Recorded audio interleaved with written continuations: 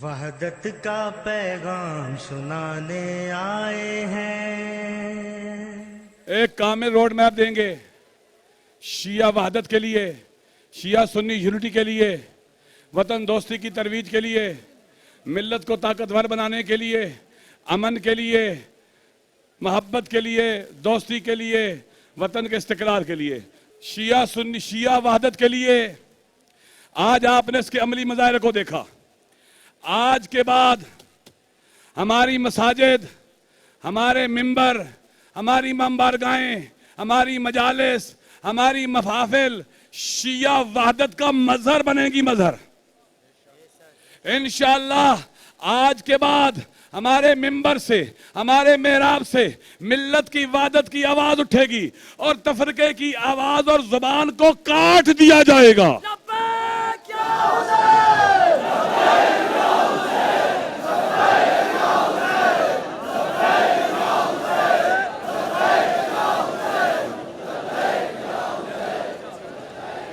شیعہ وحدت کے لیے ہم نے پروگرام بنایا ہے کہ انشاءاللہ تحفظ، فروغ اور عزاداری کے لیے پاکستان کی سطح پر کونسل بنائیں گے جس میں عزادار، ماتمی، بانیان مجالس ہوں گے تاکہ عزاداری کی طاقت کو محفوظ کیا جا سکے، اسے بڑھایا جا سکے اور یزیدوں کا تعاقب کیا جا سکے. اسی طرح سے علماء اور خطباء اور ذاکرین کے درمیان وحدت کو فروغ دینے کے لیے علماء، خطباء اور ذاکرین کونسل بنائی جائے گی جو پورے وطن میں وحدت کے لیے کام کرے گی، جو آل محمد کے ماننے والوں کو ولایت کی لڑی میں پرو دے گی. انشاءاللہ ماہ رمضان میں پہلا ذاکرین کا اجتماع اسلام آباد میں ہوگا جس میں لائحہ عمل طے کیا جائے گا اور محرم سے پہلے علماء، خطباء اور ذاکرین کا پاکستان کی سطح پر ایک عظیم اجتماع ہوگا جو قوم کو وحدت کا پیغام بھیجے گا. اور ہم محرم کو، کربلا کو، عاشورہ کو اپنی طاقت میں تبدیل کر دیں گے. ہم اپنی مظلومیت کو طاقت میں تبدیل کریں گے. اتنے طاقتور ہو جائیں گے کہ ان یزیدوں کے اور شمروں کے ہاتھ توڑ ڈالیں گے.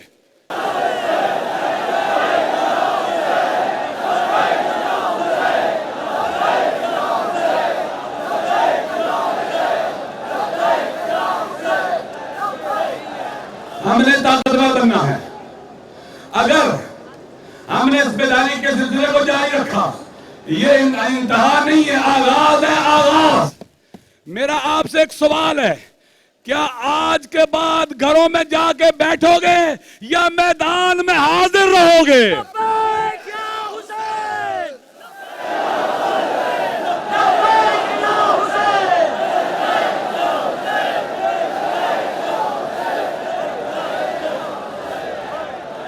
آج کے بعد ہم نے گلی گلی، کوچا کوچا پھرنا ہے، ملت کو دعوت دینی ہے، بیدار کرنا ہے.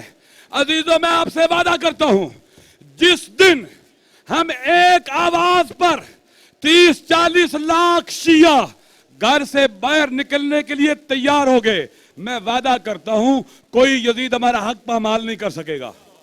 ہم جانتے ہیں سازشیں کہاں ہوتی ہیں. ہم ان ایوانوں کا گھیراؤ کریں گے، ہم GHQ کا بھی گھیراؤ کریں گے، ہم ان تمام جگہوں کا گھیراؤ کریں گے جن کی ذمہ داری سیکورٹی ہے، سیکورٹی.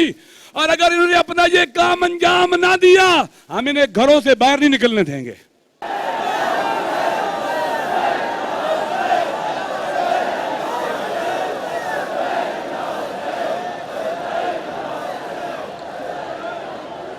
آپ نے تیاری کرنی ہے، تیاری پورے پاکستان میں تیاری کرو. اکٹھے ہو جاؤ، بیدار رہو، مرد و زن بیدار رہو. انشاءاللہ اگر ہمارے حکمرانوں نے، سیکورٹی کے اداروں نے ان یزیدوں کا راستہ نہ روکا پھر ہم خود روکیں گے.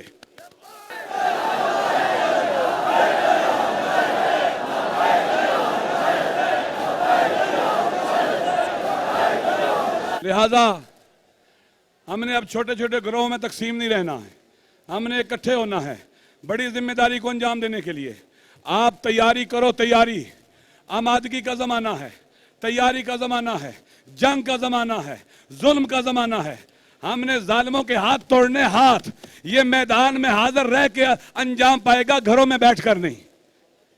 अगर इमाम भी तन्हा हो ना तो जालिम उसके गले में रस्सी डाल लेते हैं, उसे दरबार में ले जाते हैं। कूफा हो तो मुस्लिम बिन अकील तन्हा रह जाता है, उसका गला काट देते हैं। ये हमारे लिए इबरतें हैं, इबरतें हैं। क्या मिल्लत की वहदत, सरबुलंदी, वतन की सालमियत और हिफाजत के लिए हमारे साथ घरों से बाहर निकलोगे?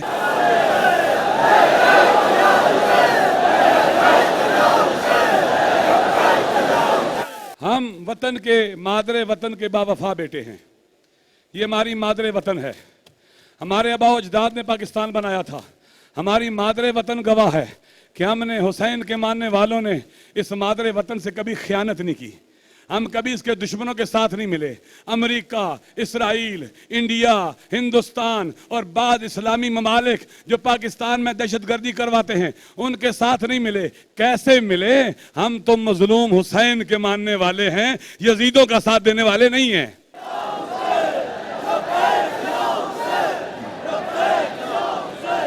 वतन की हिफाजत भी हमारी जिम्मेदारी है। हम अमेरिका के ड्रोन हमलों की मजम्मत करते हैं। ये ड्रोन हमले हमारी सालमियत के खिलाफ हैं, हमारी इज्जत के खिलाफ हैं, हमारे वकार के खिलाफ हैं। अगर हमारे वतन में दहशतगर्द हैं, हमारी सिक्योरिटी के इदारों को उन्हें पकड़ना चाहिए और बाहर निकालना चाहिए। न अमेरिका यजीद को इजाजत देनी चाहिए कि वो यहाँ हमले करे। ये हमारी तौहीन है, ये हमारी इंसल्ट है। हम इसकी भरपूर मजम्मत करते हैं और अपने हुक्मरानों से कहते हैं, इतने बेगैरत न बनो कि तुम्हें अमेरिका के सामने झुकना पड़े। अपनी मिल्लत पर एतमाद करो, अमेरिका पर एतमाद ना करो। डॉक्टर आफिया सिद्दीकी जो इस वतन की बेटी थी, हम अली के मानने वाले हैं, जिसने कहा था मजलूमों का साथ देना, जालिमों से दुश्मनी करना। शहीद हुसैनी ने कहा था, हम हर जालिम के दुश्मन है, खा वो शिया क्यों ना हो, हर मजलूम के हामी है, खा वो काफिर ही क्यों ना हो। ये आफिया सिद्दीकी अगर हिंदू भी होती है, हम इसकी हिमायत करते। वो इस वतन की बेटी है।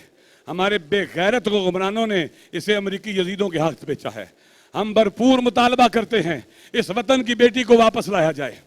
हम पाकिस्तान के तमाम अहले सुन्नत को वहदत का पैगाम देते हैं। आओ हाथों में हाथ डालें। जिस तरह से पाकिस्तान मिलकर बनाया था, आओ पाकिस्तान को मिलकर बचाएं। वल्लाह बखुदा, अगर पाकिस्तान में शिया और सुन्नी इकट्ठे रहते, न आफिया सिद्दीकी को बेचा जाता, न वतन में अमेरिका होता, न तफरका होता, न इख्तलाफ होता, न लड़ाइयां होती, न ये दहशतगर्द होते। अमन होता, सुख होता, चैन होता, बरादरी होती और पूरे मुल्क में हुसैनियत की पुकार होती। शहीद कायद की आवाज, शहीद कायद की आवाज, शहीद कायद की आवाज, शहीद कायद की आवाज। लिहाजा हमने बाकायदा रिलीजियस कोऑर्डिनेशन काउंसिल बनाई है, जिसमें अहले सुन्नत के बरेलवी, देवबंदी, अहले हदीस उलमा हैं। हम चाहते हैं हम इकट्ठे होकर तफरके को मिटाएं और मुल्क से नफरतों को मिटा डालें और मोहब्बतों को रवाज दें।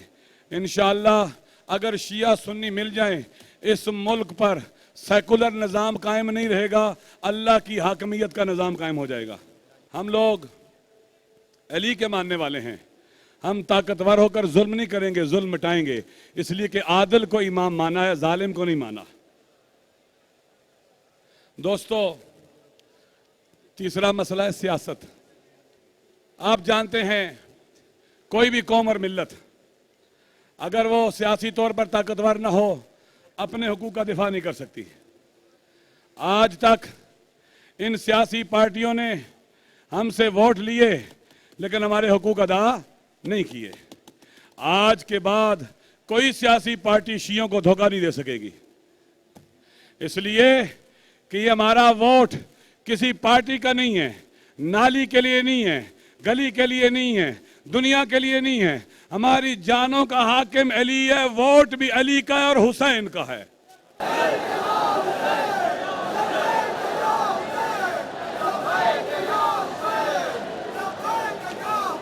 ہم اعلان کرتے ہیں ہم مظلوموں کی جماعت ہیں، ہم پاکستان کی دینی اور سیاسی جماعت ہیں جو کربلا کی وارث ہے، جس نے یزیدوں کا مقابلہ کرنا ہے، ہر میدان میں حاضر رہنا ہے، اور ہماری طاقت کا نام ہے لبیک یا حسین۔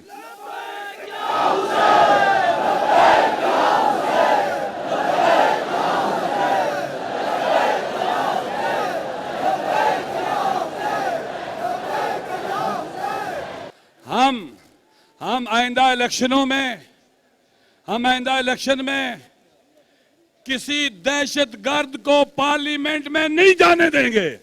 ہماری وجہ سے معتدل اہل سنت پارلیمنٹ میں جائیں گے، ہماری وجہ سے غیرت مند شیعہ پارلیمنٹ میں جائیں گے، ہم پاکستان میں ایک بھرپور سیاسی کردار ادا کریں گے۔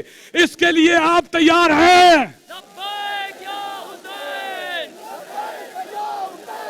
لبیک یا حسین، لبیک یا حسین، لبیک یا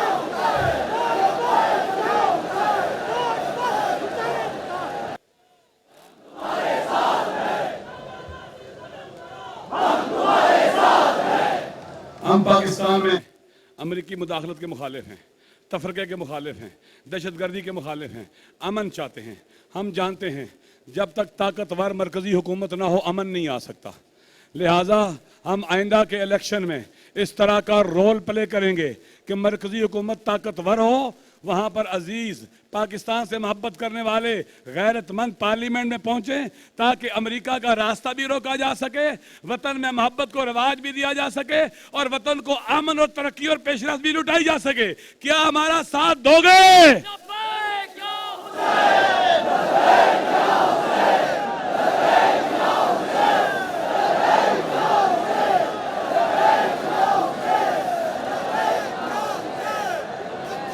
دوستو، ہم امن چاہتے ہیں، ہم وطن کو مضبوط کریں گے، طاقتور بنائیں گے۔ اہل سنت بریلوی مسلمانوں کے بعد پاکستان میں دوسری بڑی اکثریت ہم ہیں۔ انشاءاللہ اب ہمارا ووٹ کوئی خرید نہیں سکے گا، ہم بکنے والے نہیں ہیں، ہم بکاؤ مال نہیں ہیں، ہم حسینی ہیں، حسینی، اور انشاءاللہ اپنا ووٹ حسین کے لیے دیں گے، وطن کے لیے دیں گے، کربلا کے لیے دیں گے۔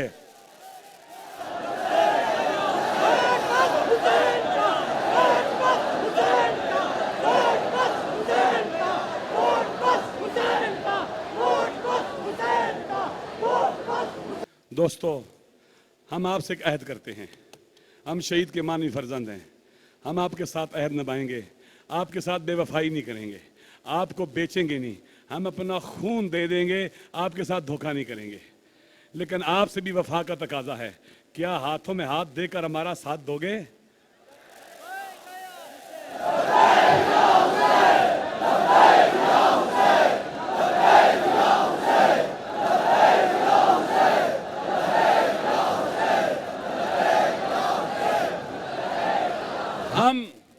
ہم حکمرانوں کو الٹیمیٹم دیتے ہیں، سیکورٹی کے اداروں کو الٹیمیٹم دیتے ہیں، اگر شیعہ نسل کشی کو نہ روکا گیا تو انشاءاللہ تم دیکھو گے پاکستان کے پرائم منسٹر ہاؤس، وزیر اعلیٰ ہاؤس اور سیکورٹی کے اداروں کے مراکز ہمارے گھیرے میں ہوں گے، گھیرے میں۔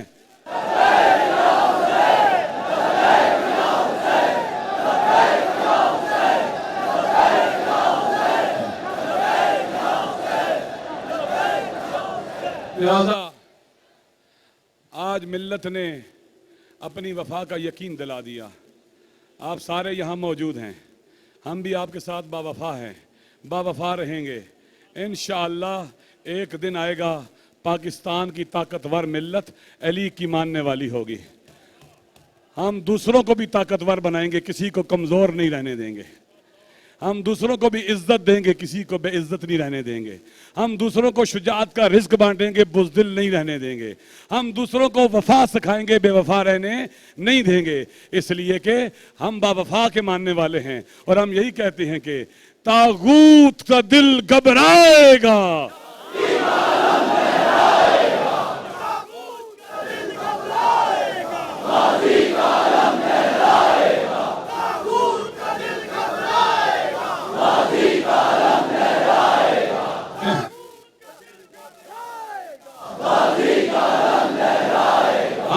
تیاری کرنی ہے, اکٹھا ہونا ہے. ہم نے اب مجلسیں کرنے کی اجازتیں نہیں مانگنی, یہ ہمارا حق ہے. ہمارا جہاں دل چاہے گا عزاداری کریں گے.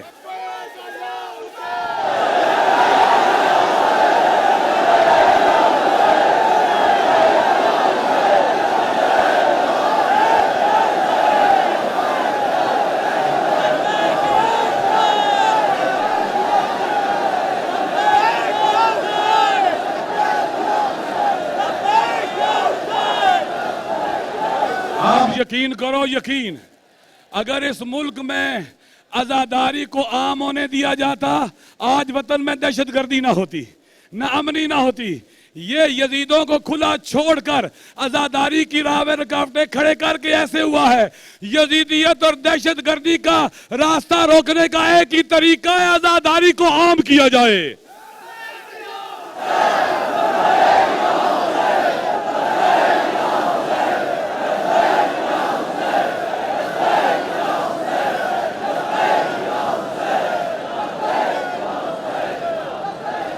میں تمام سیاسی پارٹیوں سے کہتا ہوں, جس سیاسی پارٹی نے دہشت گردوں کو کینڈیڈیٹ بنایا, ان کے ساتھ معاہدہ کیا, ساز باز کی, علی کے ماننے والے اس سیاسی پارٹی کا بائیکاٹ کریں گے.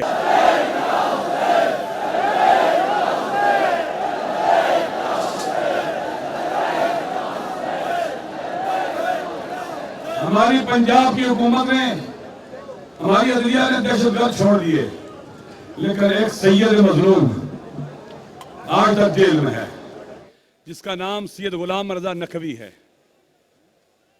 میں پنجاب کے حکمرانوں سے کہتا ہوں, اگر تم یہ کہتے ہو کہ تم شیعہ دشمن نہیں ہو, تو اس کا ثبوت یہ ہے کہ غلام رضا نقوی کو چھوڑو. اگر غلام رضا نقوی کو نہ چھوڑا, یہ دلیل ہے تم شیعت کے دشمن ہو.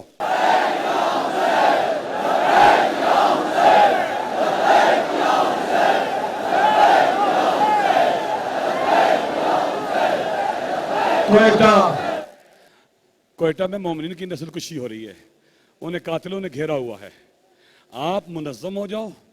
میں بلوچستان کی حکومت سے کہتا ہوں, پیپلز پارٹی کی حکومت سے کہتا ہوں, گلگت میں بھی تمہاری حکومت ہے, شیعہ مظلوم. سندھ میں بھی تمہاری حکومت ہے, شیعہ مظلوم. بلوچستان بھی تمہاری حکومت ہے, شیعہ مظلوم. اگر یہ نسل کشی نہ روکی گئی, کوئی شیعہ پیپلز پارٹی کو ووٹ نہیں دے گا.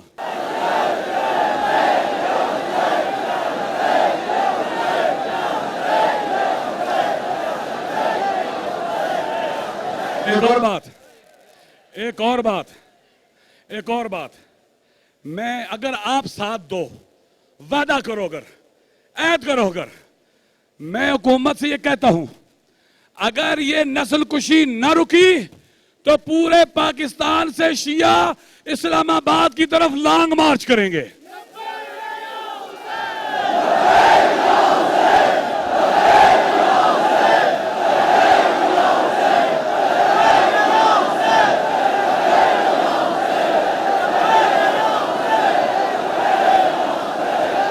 ہم جانتے ہیں,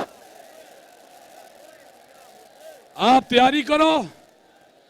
تیاری کرو, ہم ان یزیدوں کو سبق سکھائیں گے.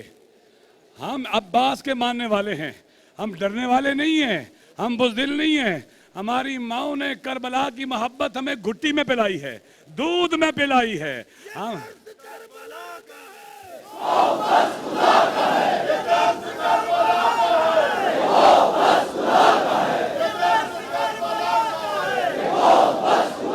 آپ منظم ہو جائیں, تیار ہو جائیں, بغیر تیاری کے قدم نہیں اٹھانا.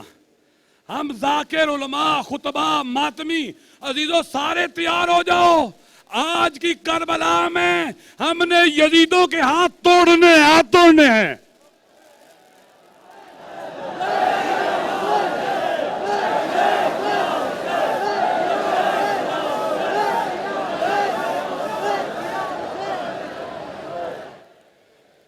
مجلس وحدت مسلمین ذاکروں کا پلیٹ فارم ہے, عزاداروں کا, ماتمیوں کا, مولائیوں کا, ملنگوں کا, علماء کا، خطباء کا، نواخانوں کا، جوانوں کا، ہر ایک کا پلیٹ فارم ہے. یہ آپ کی خواتین کا، یہ آپ کا کربلائی پلیٹ فارم ہے، اور اس کا ایک ہی نعرہ ہے لبیک یا حسین.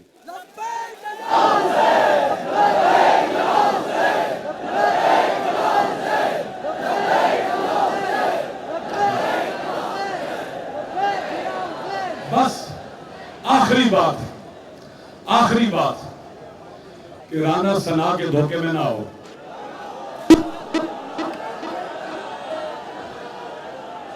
دہشت گردوں کا سہارا نہ لو.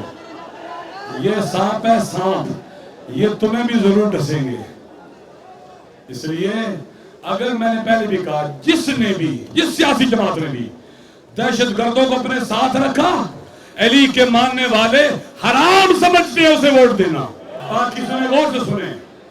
انشاءاللہ ان 5-6 مہینوں میں تعلیمی حوالوں سے، رفاہی حوالوں سے، سیاسی حوالوں سے، مذہبی حوالوں سے، عزاداری کے حوالے سے، خواتین کے حوالے سے، جوانوں کے حوالے سے، ہر لحاظ سے کتابی شکل میں لکھا ہوا منشور آپ کے ہاتھ آئے گا، جو قرآن و اہل بیت کی روشنی میں آل محمد کے ماننے والوں کا منشور ہوگا، جو ہمارے لیے لائے عمل ہوگا، صراط مستقیم ہوگا، راستہ ہوگا، منزل بتائے گا. ہم اس پر چلیں گے انشاءاللہ.